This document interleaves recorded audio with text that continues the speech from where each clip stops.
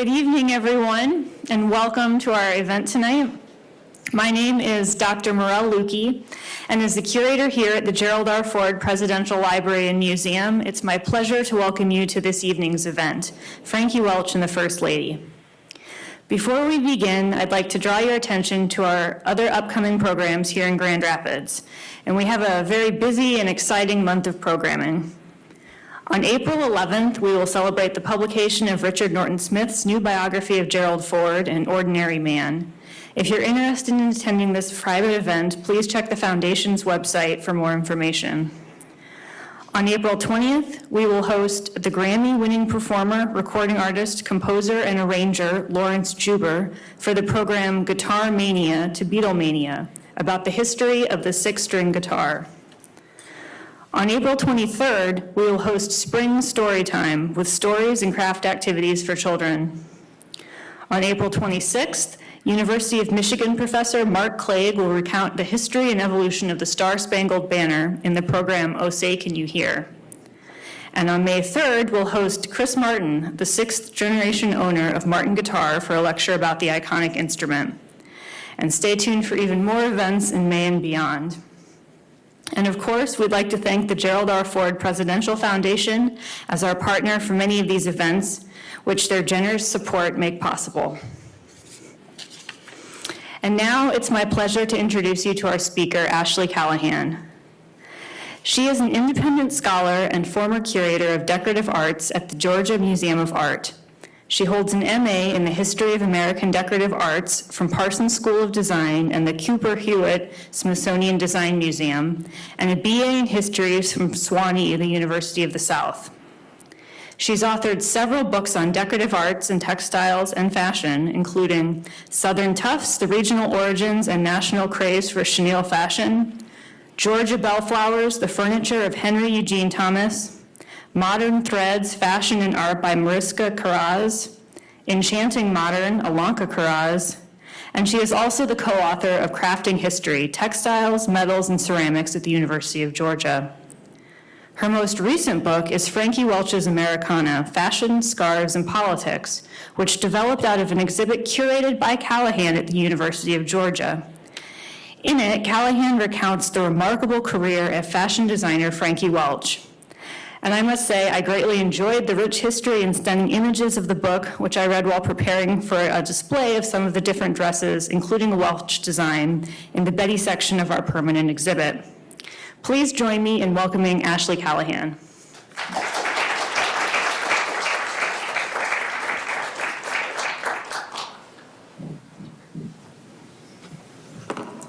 Hello. Thank you all for joining me. I'm so glad to be here in person to celebrate scarves and friendship. And I'm also glad that we have folks who are here with us from Zoom. So hi, Jeannie, and hi, Mama. Glad that we're all here together. And this evening, I'll give an overview of Frankie Welch's life and career, highlighting her connections with Betty Ford, and then I'll be glad to answer questions. So my talk is based on the research from my book on Frankie Welch that was published last year by the UGA Press with Georgia Humanities, and for the exhibition that was at the Hargett Rare Book and Manuscript Library at the University of Georgia. And there is a virtual version of that exhibition online on their website if you'd like to check that out. The photos I'm going to share tonight are primarily from the collection of the Hargett, from the collection of the Rome Area History Center in Rome, Georgia, and from Frankie's family. Mary Frances Frankie Barnett was born in Rome, Georgia in 1924, and that's up in the northwestern corner of Georgia. She was the youngest by far of 4 children, and in the photo on the left, she's with her sister, who is the next youngest. And she demonstrated a skill for fashion and design at a young age. She graduated from high school in 1941 and then went to Furman University, which is in South Carolina, where she majored in clothing and design. And she exhibited an entrepreneurial streak early on as well. And as a student, she set up a business in her dorm room, so a small business, and she was helping, as she described them, the rich girls get their dresses made for the various balls and parties. So I believe she was helping them pick out flattering fabrics and patterns, but she was not actually sewing the dresses herself. Her father, who worked for the telephone company, had saved enough money for her tuition, but not for her books and other expenses, so she did need to earn some money herself. After her junior year of college, she married her childhood sweetheart, Bill Welch, who was serving in World War II at the time. And they lived briefly in Pensacola, Florida, where he was stationed, and then for a short time in Rome, Georgia, where she taught high school home economics. And they returned to Furman in 1947, and Frankie graduated in 1948, and Bill graduated in 1950. And then they moved to Madison, Wisconsin, so that Bill could pursue his master's degree in American history. And while they were in Madison, Frankie both took and taught sewing classes. She also greatly admired the architect Frank Lloyd Wright, to the point that she knew when he went to the bank. So she would take her car and park at a nearby corner and sit and sketch what he was wearing because she thought he dressed so perfectly for his size and image. In 1952, the family, which now included the first of two daughters, Peggy, moved to Alexandria, Virginia, for Bill Welch to work with the federal government. And Frankie soon started teaching various classes and seminars on fashion and sewing and home economics, often focusing on how to coordinate a wardrobe. She also did private consulting, and she was very confidential about her work, not revealing the names of her clients. So through these activities, all the classes and seminars and private consultations, she started to develop a really impressive network of women in the DC area. And one of the women she met early on was Betty Ford, who had moved from Grand Rapids to DC in 1949 when her husband Gerald was elected to serve in the House of Representatives, as y'all well know. And they moved to Alexandria in 1951, so the year before Frankie. Betty and Frankie were both young mothers, and Frankie's other daughter, Jeannie, was born a few years after they moved to Alexandria. And both families lived in the same neighborhood and for a while went to the same church. And of course, both women had a strong interest in fashion. And when Frankie began her career in the DC area, most of the women she was working with were, like Betty Ford, wives of politicians or diplomats or government leaders rather than elected or appointed officials themselves. Nonetheless, they were often in the media spotlight, so their fashion choices were important. And Frankie helped them with all aspects of their appearance, even advising women on the best way to hold a purse when being photographed. And soon, Frankie realized that traveling to multiple destinations to put together a wardrobe was not compatible with her young family's schedule. So in 1963, she opened her own shop where all of the elements of a coordinated wardrobe could be found in one place. And she and her husband purchased a historic building known as Duval House in Old Town Alexandria, and this was before it became the popular tourist destination that it is now. And for the first years, the family lived upstairs and they had the shop downstairs.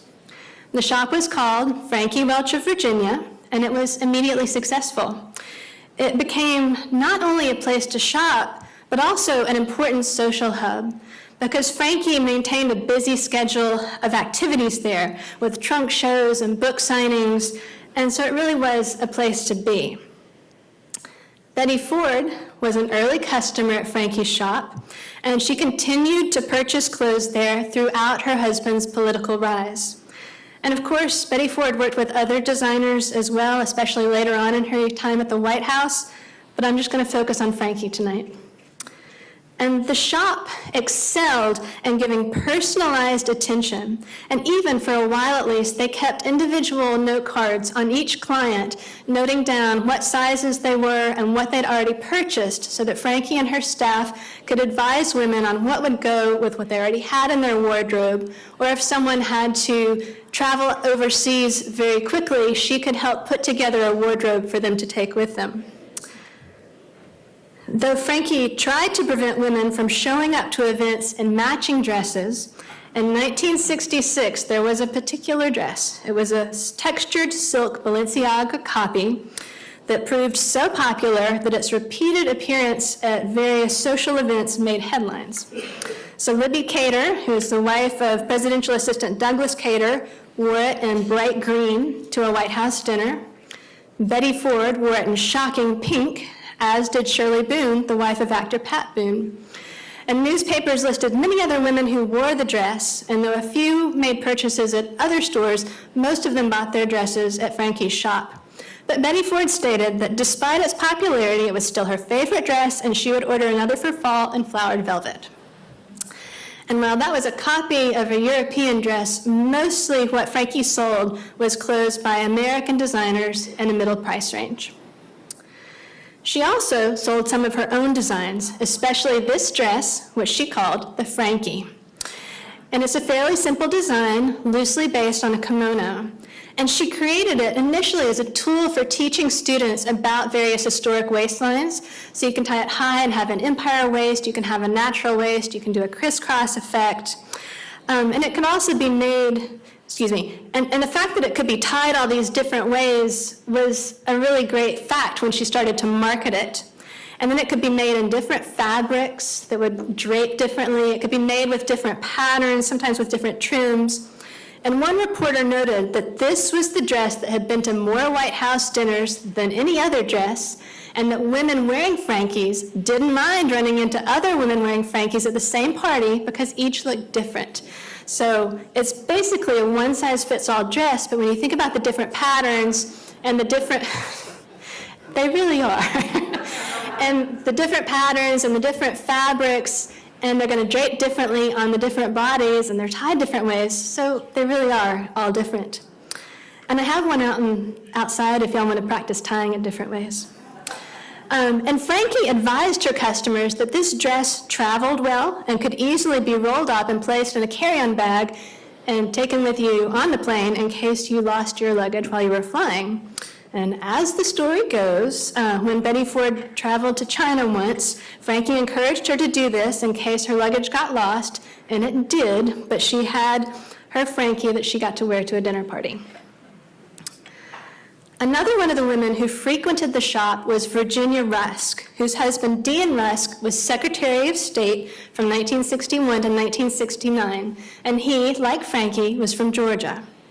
And on one visit, Virginia told Frankie that the State Department and the White House needed a new something that they could give as gifts, and that something should be truly American. So Frankie, who was aware of the current vogue for signature scarves, and those are scarves with the designer's name featured prominently, decided to make a signature scarf with the Cherokee alphabet, and this was in 1967. And she had seen the alphabet, which is actually a syllabary rather than alphabet with the characters representing syllables rather than phonemes. And she had seen this alphabet in an old book of her father's on the history of Rome, Georgia, where it is described as an alphabet.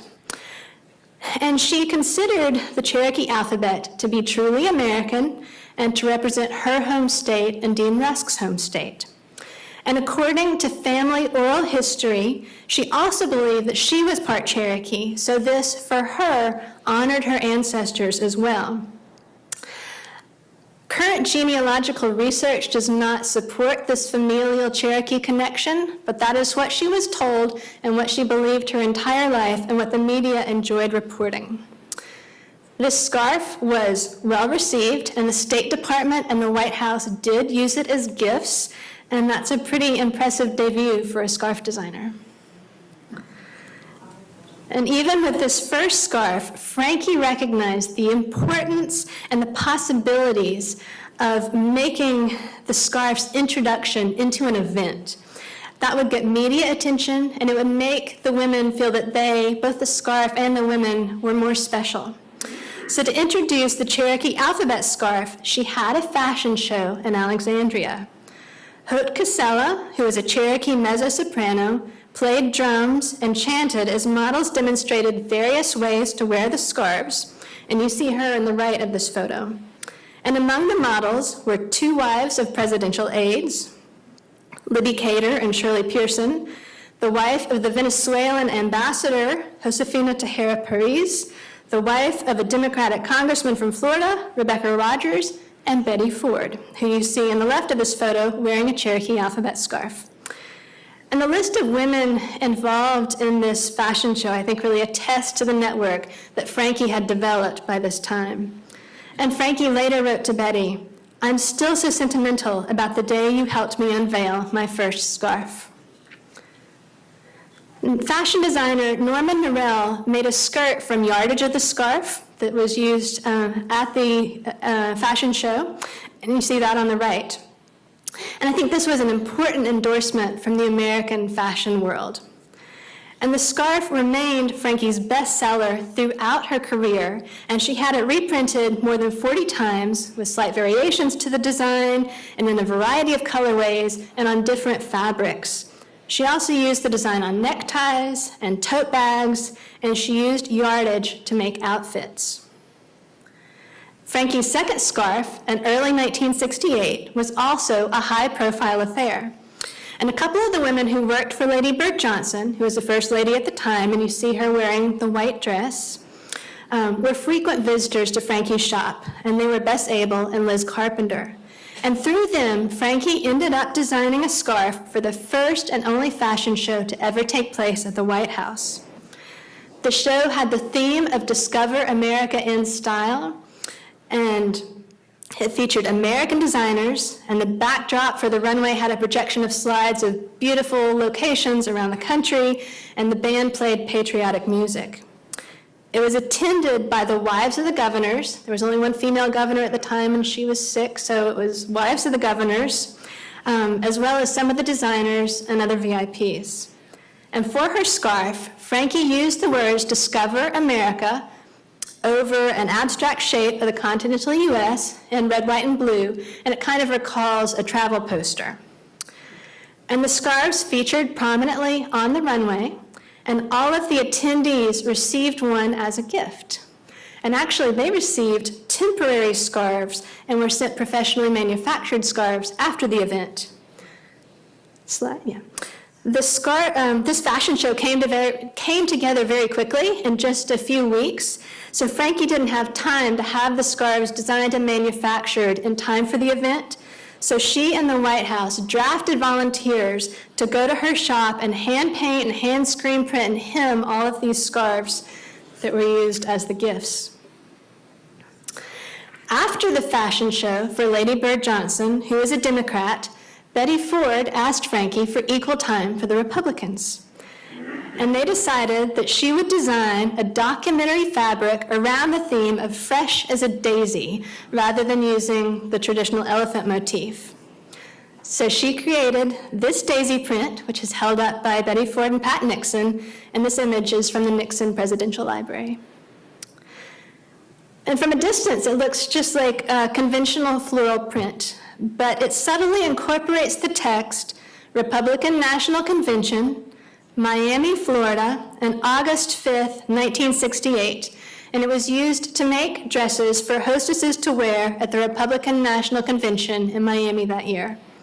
But the material actually debuted earlier in the year at a fashion show for a Republican luncheon on May 1st at the Mayflower Hotel in Washington, D.C., where it was used as tablecloths and as several dress designs, with Betty Ford again serving as a model. And Frankie described the event as a show of reality, explaining beforehand that she would not be making fashion predictions, but she would show what women will actually wear for campaigning in 2 conventions. And she added, "I'll give tips on how to dress for press or TV appearances."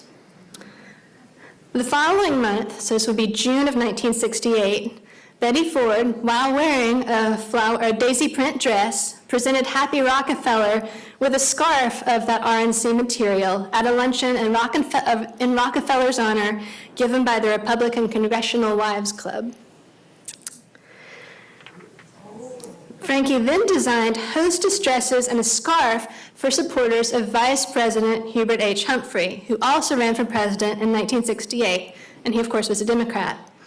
And for these dresses, which she called H-line dresses, so it's a play on the popular A-line silhouette, she wanted them to be both highly visible in photographs and on television, which they were, as well as fashionable beyond just the novelty of this one election season.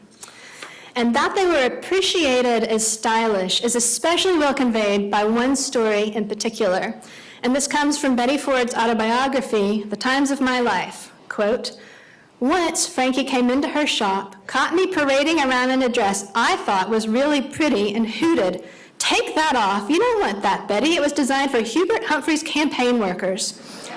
Sure enough, the decorative stripes down the sides and the white band across the waist formed a very nice capital H." End quote. So she decided not to buy it after all. The Humphrey scarf, you'll notice, has a reserve in the lower right corner for his signature. And for most designers making signature scarves, their signature was the only one that mattered. But Frankie often used signatures in different ways. So sometimes she would include reserves like this, either pre-printed with the famous person's name or left blank so that you could have it signed yourself, or she would incorporate the signatures into the overall design. This scarf is unusual in that her name is only on the tag sewn onto the back, but after this very early scarf, you always find her name or initials easily on the fronts of the scarves. She was really excellent at branding. Richard Nixon was the winner of the 1968 election, and Frankie designed scarves for him that were given out at his inaugural ball. The media noted Frankie's ability to be bipartisan during the 1968 election season, and she believed that that was an important key to a successful business. And she liked to be able to say that Democrats and Republicans shopped side by side in her shop. And so after the amazing success that Frankie experienced during the 1968 election season, she decided to expand her scarf business. So she put together a brochure about her scarf designs, and she sent it to 5,000 American businesses, telling them that she could make them a scarf that was fashionable and personalized and meaningful. And much of her scarf production focused on limited edition custom scarves that businesses or individuals or churches or schools or museums or various associations could commission. Some of these were used as souvenirs of events, as swag at conferences, as gifts to patrons, or they were used as fundraisers or incentives. Frankie could find a way for anyone to need and want a scarf, and she loved selling them. And she designed likely thousands of scarves from the late 1960s through the 1990s, but there is no master list, so I'm not sure exactly how many she designed. But we do know that Betty Ford enjoyed them. And Frankie told one reporter, "Mrs. Ford has 60 of my scarves, and she knows how to tie them and wear them." And Nancy Howe, Ford's personal assistant, stated, "The thing that works best in Mrs. Ford's wardrobe is definitely scarves." And even a decade later, so in the mid-'80s, a writer for the Washington Post magazine listed scarves as the fashion item with which Ford would always be associated in the memories of Americans. In 1970, Frankie introduced her 50 State Flowers scarf. It debuted on May Day at the Washington National Cathedral during the annual Flower Mart for the Garden Clubs of America, and it received national media attention. And for this one, she took inspiration from the china that Lady Bird Johnson had ordered from Tiffany's for the White House. And the dessert plates had the state flowers hand-painted along the border. So for her scarf, Frankie put most of the state flowers in clusters around the edge, but she selected one to go alone in the center, and that's Georgia's state flower, the Cherokee rose. And she used yardage of the scarf design to make garments, including this long dress on the left. And she also made a shirtwaist dress for Betty Ford that Betty Ford wore when she first stepped out of her Alexandria home to greet reporters after Nixon announced his impending resignation. And you see that on the right. So this is what Betty Ford wore when she first learned that she would soon be First Lady. And it's a brilliant choice. It was by an American designer. It had a White House connection through the china, and it represented all of the states. And Betty Ford also wore the 50 State Flowers scarf, so you can just see it peeking out from under this green outfit. You can see her on the cover of Newsweek, and then the image at the top is from when she toured the White House shortly before moving into it. And the First Lady series on Netflix almost captured this detail. They got a scarf, but I wish they had used an actual Frankie Welch scarf. And so now we'll back up just a bit because we should pause to acknowledge this dress, which Betty Ford wore when her husband was sworn in as vice president. And it was from Frankie's shop, and it's in the collection here. And right around that time, Betty Beale, who was a society columnist for the Washington Star, correctly predicted that if Betty Ford became First Lady, the fashion spotlight will land on creative designer and shop owner Frankie Welch, as Ford buys almost everything she wears at Frankie's shop. And that certainly did happen. So that same day that Betty Ford wore the 50 State Flowers dress out to greet reporters, she invited Frankie to her home to talk about fashion. And the New York Times ran the headline, "Mrs. Ford sees dress designer instead of her doctor." And the next morning, Frankie brought over one of Betty Ford's favorite dresses, a light blue jersey knit that had been dry cleaned overnight for her to wear to the swearing in later that day. And Frankie and her husband got to attend that event. And the Philadelphia Inquirer's fashion editor, Elaine Tate, reported on this in a little more detail. Quote, "When Gerald Ford was sworn in as president, Betty Ford tried on several new dresses for the occasion, but rejected them all in favor of a pretty, but certainly not spectacular, blue knit jacket dress from her closet. Then on Monday night, after millions of TV viewers had seen her in the dress, she appeared to be wearing it again as she listened to her husband's maiden presidential address to Congress. Only those who watched both events on color TV were aware that it was the same style, but in two different shades. The second dress was yellow." So these dresses were designed by Jim Baldwin, and she bought the dresses from Frankie's shop. And it was not unusual for her to buy more than one of a design if she liked it. So the day after Gerald Ford's swearing in, Frankie's older daughter, Peggy, was married. So Frankie was fashion advisor to the First Lady one day and the mother of the bride the next. And Frankie admitted to her hometown newspaper in Rome that it was a bit hectic, but it was also great fun. So this image on the left is of Betty Ford packing to move to the White House, and she's wearing a Cherokee alphabet shirt dress. I also found a photo of her wearing something similar on this museum's Tumblr page during a visit she had with dancer Martha Graham. And probably she purchased the dress on the left in 1972 for an official trip to China with her husband. And at that time, we know she purchased numerous outfits from Frankie, including a long rose-colored dress for a dinner with Premier Zhao Enlai, a Frankie, and 3 shirtwaist dresses from with Frankie's custom designs. So 50 State Flowers, which we've already seen, Cherokee Alphabet, which is here, and Turtles. And partly because of the success of her Cherokee Alphabet designs, Frankie introduced other Native American designs, including this one of turtles in 1971. And the turtle motif is based on an image she saw on a piece of early pottery in Arizona. And I do want to acknowledge that Frankie's Native American designs can now be understood as cultural appropriation, and that's a hot button issue in fashion, but it's also a complicated and nuanced issue. But I believe that Frankie handled it about as well as she could have at the time. She genuinely believed that she was part Cherokee. She worked with LaDonna Harris, who was and is a Native American rights activist and a member of the Comanche Nation, to get a clean copy of the syllabary to use when making the original Cherokee alphabet scarf. And she donated a percentage of each sale of that scarf to a fund supporting education for members of the Cherokee Nation.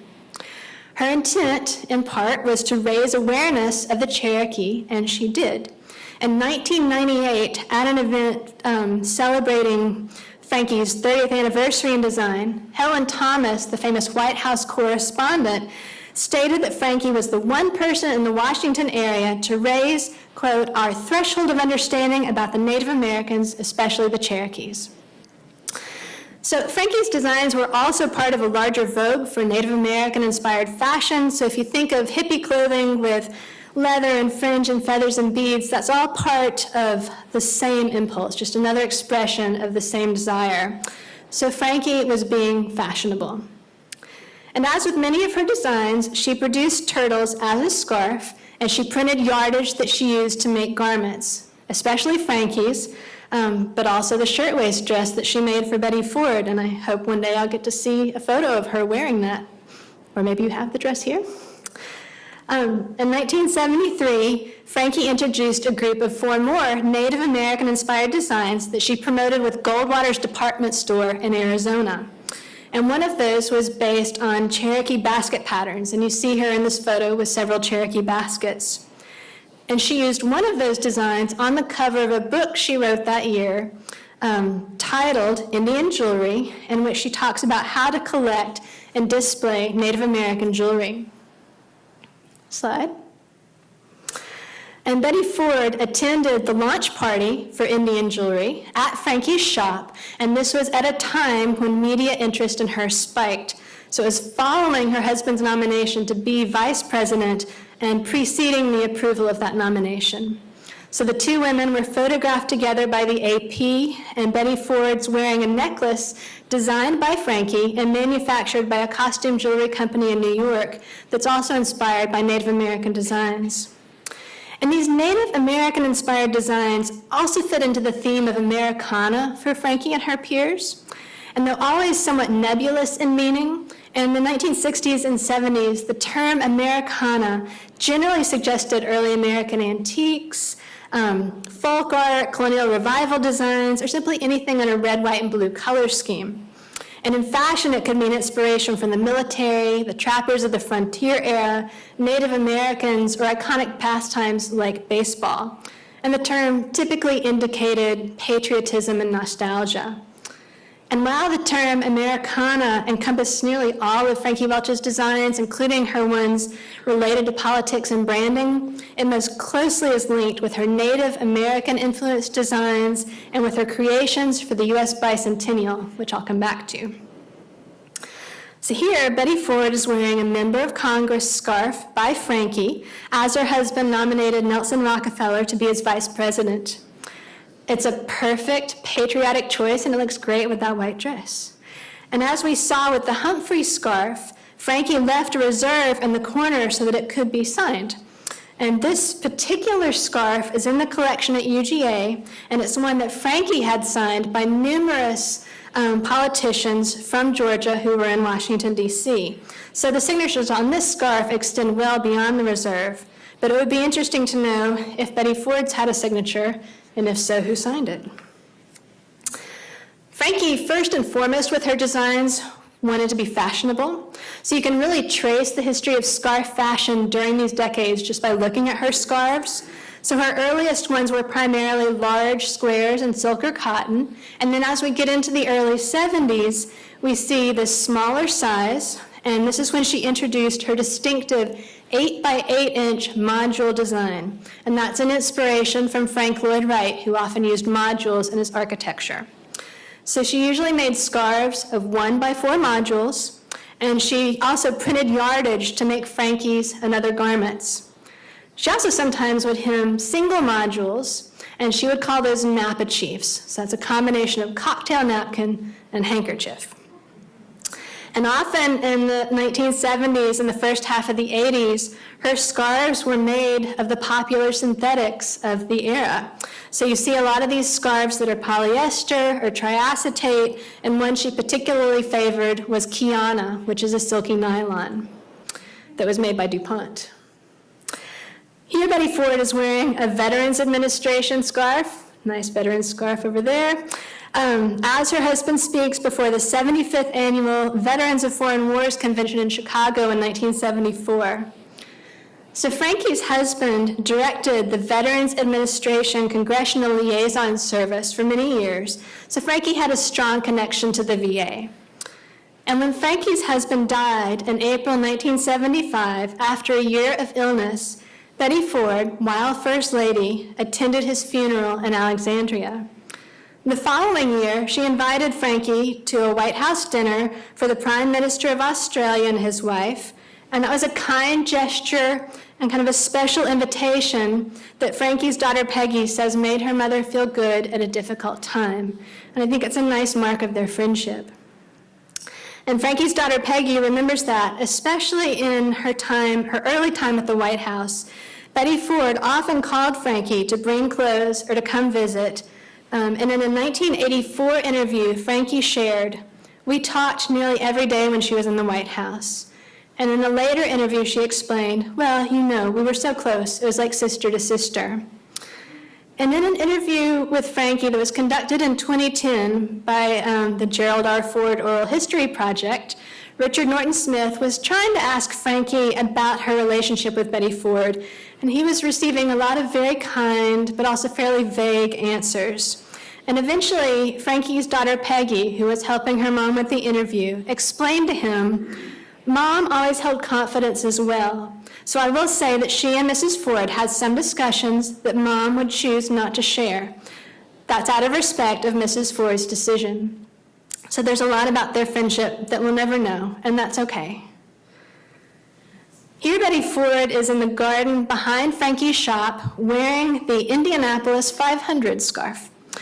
And Frankie designed this scarf at the L.S. Ayers department store in Indianapolis in 1974.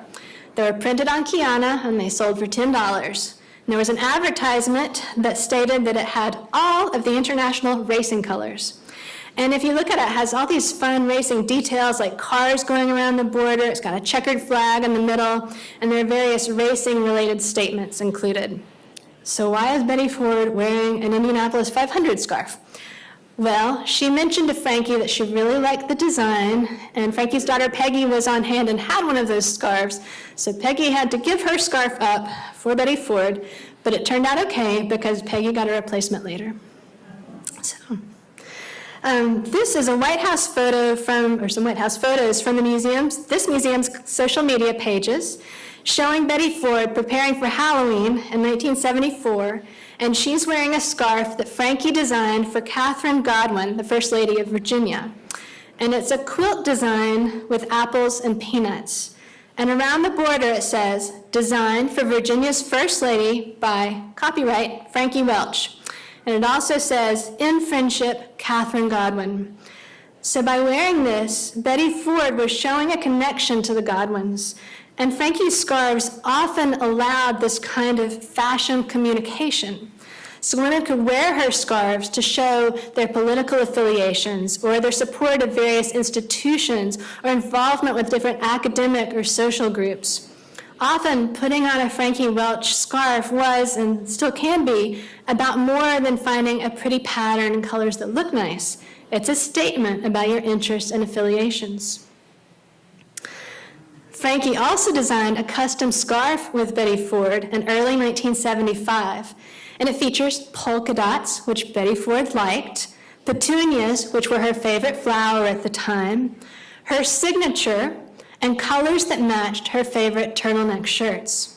And they had a press conference at the White House to introduce it. And the two women posed with the scarf for media photographs that appeared in newspapers across the country. And in a talk in 1991 at the Smithsonian, Frankie shared a story about this photo session. So one trick that Frankie often suggested to her customers was that they stand slightly behind someone or something else in photographs so that they appeared slimmer. And of this photo, she explained, "We really had to jockey for positions. Mrs. Ford said, 'Frankie, I'm standing behind you.' And I said, 'I know you're First Lady, and I know you deserve to, but I invented this.' So we both had to hide behind the scarf." So the Fords first presented this design as gifts at a governor's dinner in February 1975.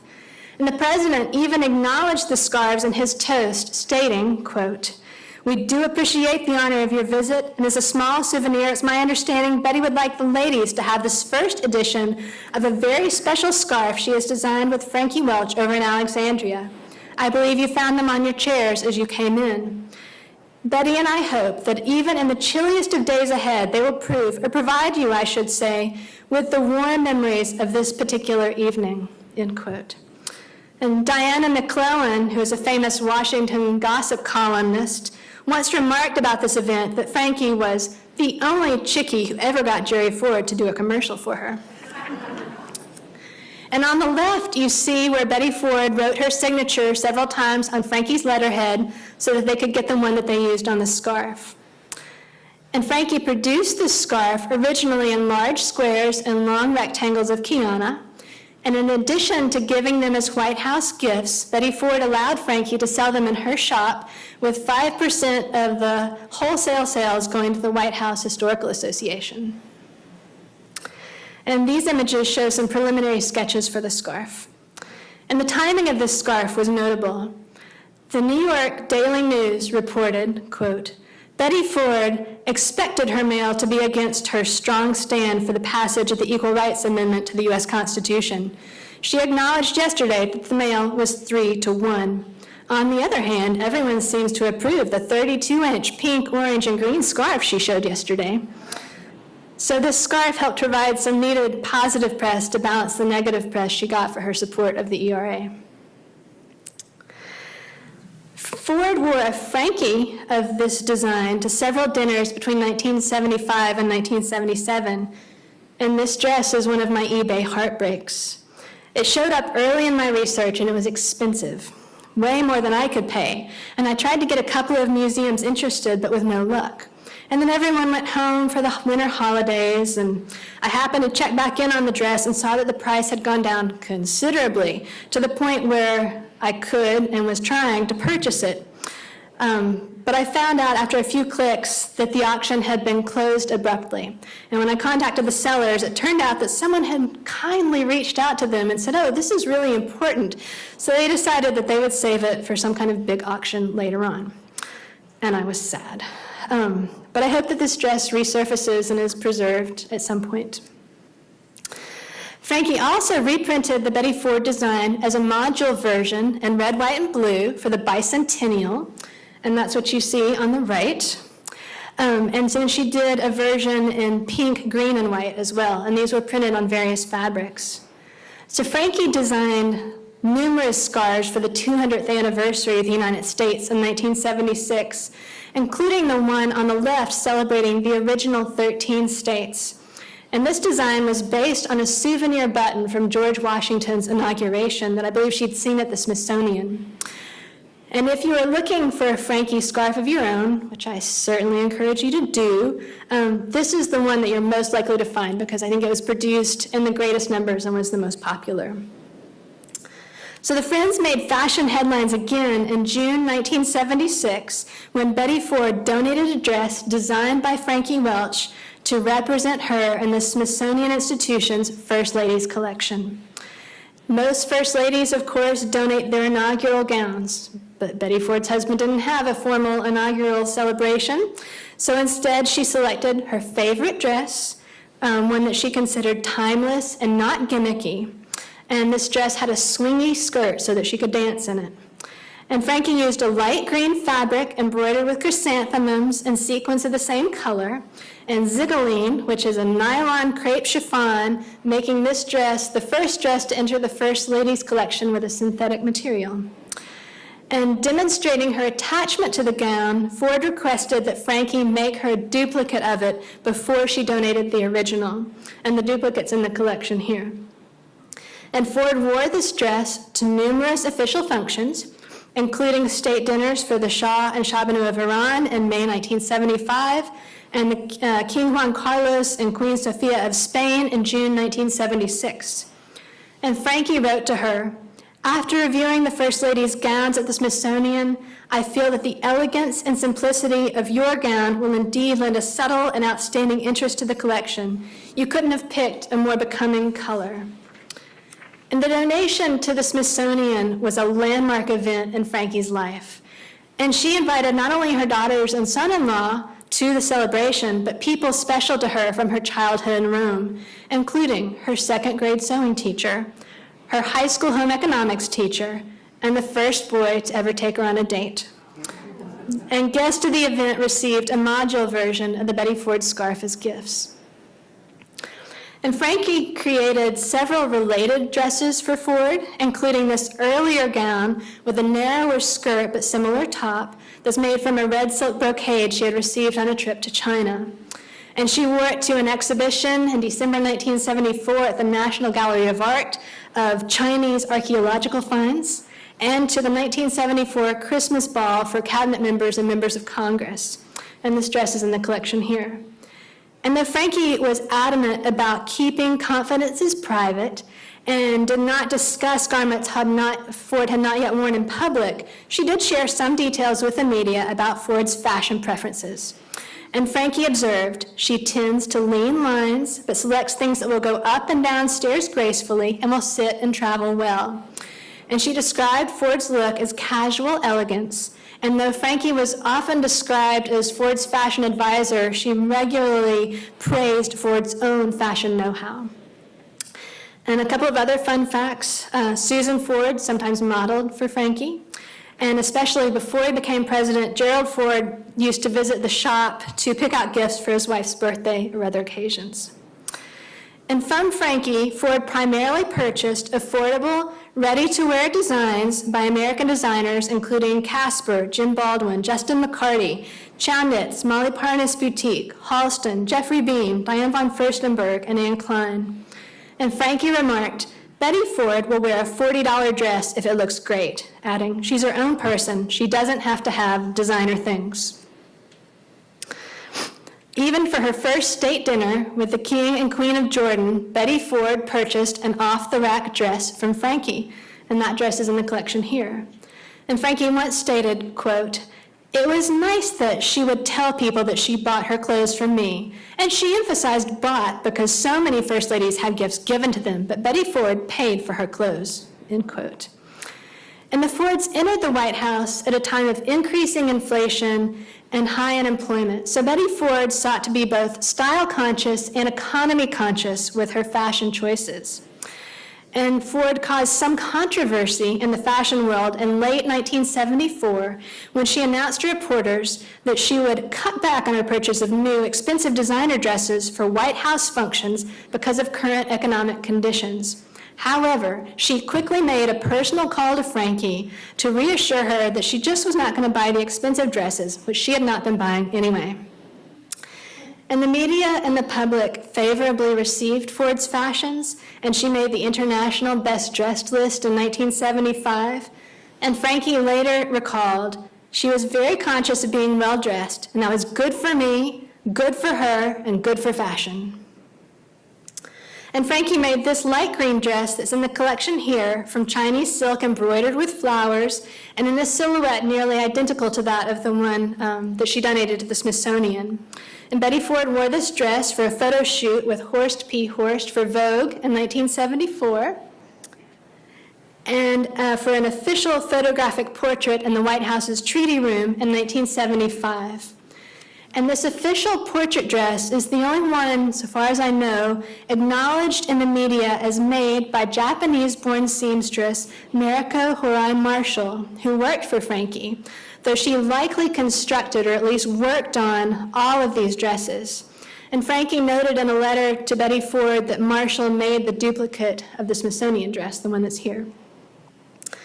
In this photo, Mrs. Marshall is to the right in yellow, and you'll recognize the partially made red dress on the left. And one reporter credited Ford with helping to design these Chinese-style dresses. So I believe it was probably a collaboration between these three women to get the perfect dress for Betty Ford. And Mrs. Marshall's daughter, Jeanette Black, recalls that her mother included an invisible zipper in the front of the Smithsonian dress, as Ford had requested, but that what she had really wanted to use was frog fasteners, which were more closely associated with Asian fashion. And in a close vote, Gerald Ford lost the presidential election in 1976 to Jimmy Carter, ending the Ford's time in the Washington area. Are y'all going to kick me out now? And though Betty Ford and Frankie did not see each other frequently in the following years, they remained friends. And in an interview in 1984, Frankie described Ford as a very close friend and stated, "I consider her a friend forever." And Frankie continued with her shop and with her scarves, and her reputation continued to rise. So as a Georgia girl myself, I can't pass up the chance to share a Carter scarf. And Frankie did have several connections to the Carters while they were in the White House, and she did design a campaign scarf But this one predates their time in Washington. She designed this scarf in 1973 while Jimmy Carter was governor of Georgia. And as the story goes, Rosalind had initially asked for a quilt-themed scarf, but so had Catherine Godwin, the First Lady of Virginia. And Mrs. Godwin got the quilt scarf, which we saw earlier, and the Carters ended up with this amazing peanut design because of Jimmy Carter's family business. And Frankie continued creating political designs throughout her career, including numerous ones for presidential inaugurations. And Frankie and Betty continued to be connected, though, sometimes in simple ways. Like when Betty Ford visited the University of Alabama in 1978, she received as a gift this scarf that Frankie had designed for the university.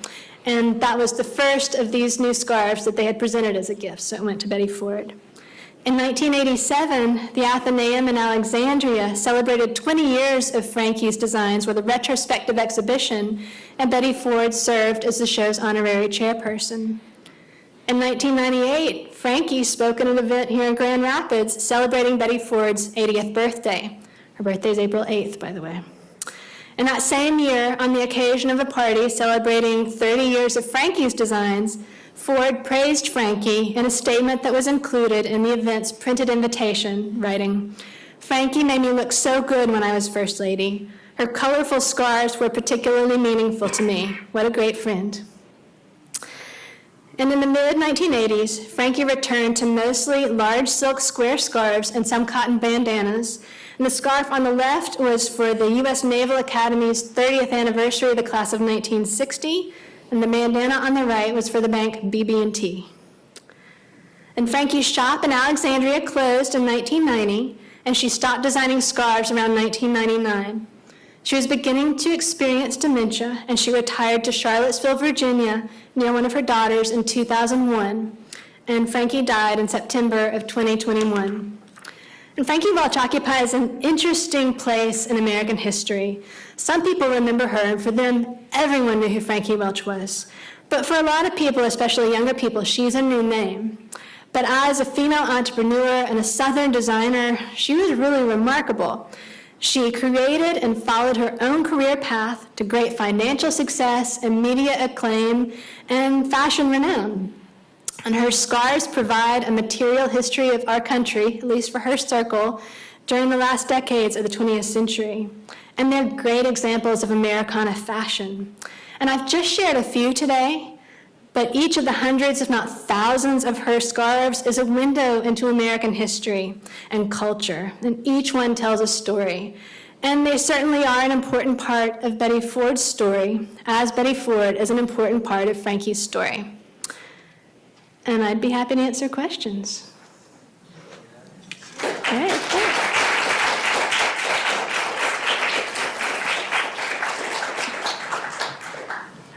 I see a question. Oh, and there are microphones too.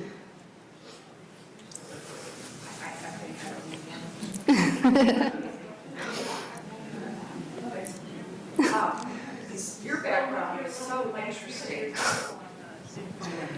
Your background is so interesting. Thank you. And so I have two questions Okay. for you. Was she a friend or contemporary in any way with Vera? She, I think, was a little bit younger, but she certainly was aware of Vera and had some of her scarves. Okay, because I can see a correlation a little bit. There Just from is, the era. and I think Vera did a lot more kind of home furnishing kind of scarves, placemats, tablecloths, that kind of Right. stuff, and was a little more thinking of them as like fine art representations. Frankie was very much kind of business and design. Interesting. And my second question, I noticed you called many of the gowns dresses. Mm-hmm. And with your background, it's funny because I was just thinking of this the other day, because I always think of a gown as full length and a dress as shorter. So I wondered, with your degrees, what is proper? Well, I don't know if that's what you learn in degrees or learn with manners, and so I apologize if I had it wrong. But I'm, thinking about a lot of the PR material around it, I think a lot of this, dress was often used, so. But I expect you're right, and Frankie would probably get on to me. It's a lot of pressure. It's See a question in the back? No, I'll have to go talk to some people about that now. It's a good question. Hello. Hello. I just curious, like she designed some scarf or dress is like from Asia, is like China and Japan style. But did you ever, because that is the war time, is a Vietnam War. Did you ever see anything that she designed related with the South Vietnam at all? No, Frankie, as I said before, she, like the Democrats and Republicans, shop side by side in her shop. So she, with many political issues, was very careful to kind of take a middle road. And most of her scarves were commissioned. So, I don't think there was anything necessarily related with the Vietnam War that was commissioned from her. So a lot of the topics are more focused on the Washington, D.C. area and north and south of that a little bit. I know there are some like PGA tours in Japan that she did scarves for. So she was generally not overtly political in her scarf designs or in any of her stances on anything, which was good business. She was a good business person. Yes? How much did the scarves cost? How much did the scarves cost? Well, she did this for a long time, so it changed over the years, and I have a lot of footnotes that give very detailed answers about that. But generally, the module scarves would be about $10, $15. It would depend on how many were made of that particular design, what material they were on, how many colors they had, because each color would add a different screen, which would increase the price. Some of the larger silk scarves, especially later on, would be probably more in the $50 to $60 range at that time. So they weren't prohibitively expensive. A lot of them were kind of middle range. Yeah. Yes? Approximately how many scarves did she design? How many scarves did she design? So if you look at the media reports, she was saying by the end about 4,000. But I think they were just kind of estimating and upping the number periodically. So I think in my book, I have an appendix where I listed all the scarves I could find, and it was, 700, 800. But it being in the thousands seems like a very reasonable number. There's just not a master list. Frankie was good at a lot of things, but those kind of details was not one of them. So I so wanted there to be a master list. How many are in your collection? Too many? Maybe 40. But I've been collecting them since about 2011, so some of the prices have gone up a little bit, sorry. Where were they made? And that also changed over time. So they were made, so initially her earliest scarves were primarily made in Italy and France. And then kind of mid-70s, early 80s, a lot of them were made in New York. There are reports that suggest, or that indicate that she had a screen printing company of her own, but her daughter said she probably just had partial interest in one. They didn't say exactly where, but I got the impression it was in Virginia or somewhere not too far from Alexandria. And then some of the later scarves were printed at a small company in England. So again, it changed over time. She liked doing them in America when she could. So. With your research and with not having a master list, are there any scarves that are like scarves of legend in your research of like a scarf maybe you read about but haven't seen, or like a holy grail scarf you hope to see in one day? There are a lot that I would personally like to own. So there's, so you remember the Discover America scarf? There's one, yeah, isn't that gorgeous? But it gets better, for me at least. Because there's one that says, "See Georgia First" all over it, repeated. And she used that was like a travel campaign in Georgia. And I would love to find one of those for myself.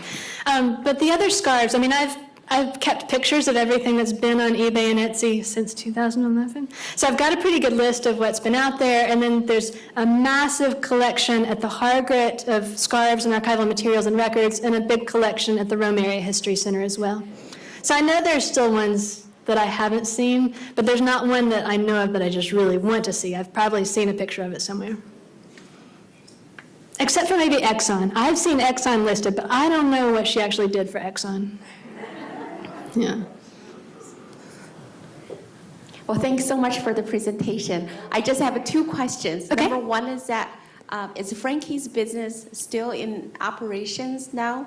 No, she closed the shop in 1990, and then when she retired in 99, 2000, that was it. I know. So the value of her scarves for a collection purpose, comparing to the original selling price, hasn't gone up? It's all over the place. I mean, sometimes you know, I've paid $5 for scarves, I've paid $100 for scarves. It kind of depends. Like the Cherokee alphabet ones usually cost more. Sometimes if they're silk, they'll cost more. It just depends on who's selling it and how much they want to sell it for. So yeah, the prices are all over. But generally, if you want to spend like $30 to $50, you should have no trouble getting a Frankie scarf. And there are always ones on eBay and Etsy and Poshmark. There's a great one on Ruby Lane that I'm not going to buy. But it's really nice. It's got tassels. I mean, it's got the pictures of tassels. Any other questions? Yes. Does the family have a huge collection of the scarves? Did, by any chance, the girls keep, or did Mom, always keep one of everything she made? Do you know? They do have a lot of scarves. And it kind of feels like at times Frankie was probably trying to put away one of everything. But, that would kind of be in fits and starts. And they've been wonderful and so supportive, and they let me borrow whatever I wanted for the exhibition, and we photographed things for the book, and they're donating a lot of items to the Hargett, and we've been working on, so Frankie donated scarves in the 80s and I guess early 90s to a lot of universities that had strong home economic or family consumer science programs. So a lot of those kinds of programs have collections of her scarves, but I've been working with her daughters to put them in museum collections where they can be appreciated for their contributions to fashion and design.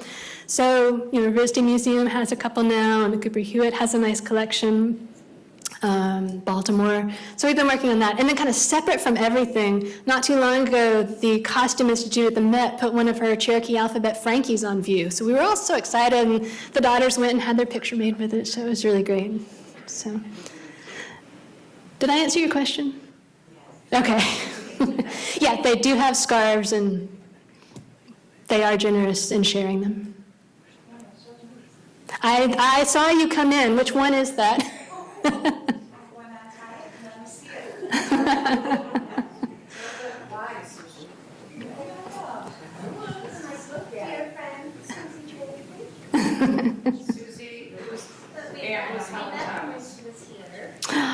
Ah. Oh, that's a pretty one.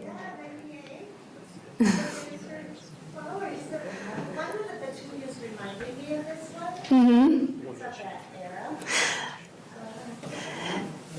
Yeah, was that for like the Northern Virginia Garden Clubs Association, maybe? I think that's what that was. Yeah, that's a pretty one. There's a video, so through all this research, we found several videos of Frankie, and they've been digitized, and they're on the Brown Media Archives website, which is part of the University of Georgia Archives. So you can go listen to Frankie. She's amazing. There's one talk she gave at the Smithsonian, and she's so warm and personable and funny. You just tell why she was so successful, but she'll crack you up. But there's a shorter one where she's on like the library channel from Rome, and I think she holds up that scarf. So, yeah, so you can find that online. But it's great to have that kind of media and just to be able to preserve it, because these videotapes are sitting in places like, oh my God, I don't know how it lived this long, but they're great at the Brown Media Archives. Some of it wasn't even VHS. It was things I don't even know what to call, but they had all the technology to make it viewable now. Yeah? Well, so I have lots of scarves outside that you're welcome to touch and try on, and then there's a Frankie dress as well, and you're welcome to try tying it different ways. So, and I'll be glad to answer questions informally there as well. So, thank you.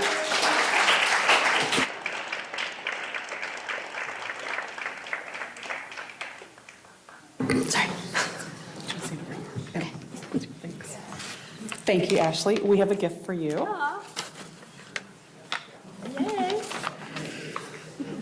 My name is Rachel Siglo, and I am the Deputy Director of the Gerald R. Ford Presidential Foundation. Thank you, Ashley, for joining us tonight. We loved hearing everything and all the lovely photos that you brought. Ladies and gentlemen, thank you for your presence this evening to hear Ashley discuss fashion, scarves, and politics. I invite you all to join us in the foyer where she will be signing her book. And as she just said, she'll be answering questions. So please remember that presentations like tonight are possible through the generous donations of our donors. We call them our Friends of Ford. I invite you to become a member if you have not already joined. We have envelopes at the door, and you can go to our website, the geraldrford.org. Thank you, and have a good night.